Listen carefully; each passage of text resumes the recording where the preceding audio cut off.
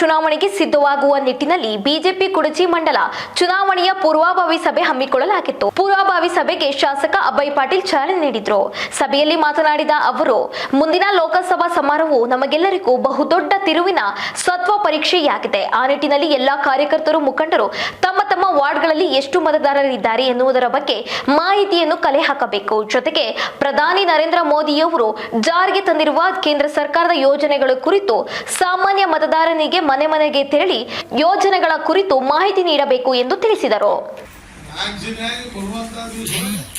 ಈ ಸಮಾಜಕ್ಕೆ ಒಂದು ನೇತೃತ್ವ ಕೊಡುವಂತ ಯುವ ನಾಯಕರು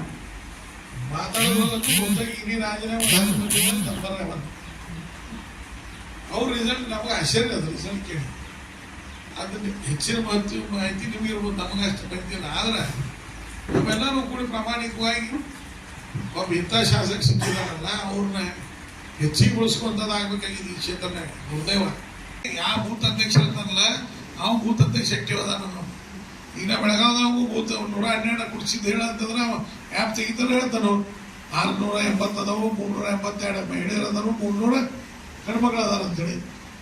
ಆಮೇಲೆ ಬೂತ್ ಅಧ್ಯಕ್ಷ ನಾ ಕರೆ ಹಿಡಿದಿಲ್ಲ.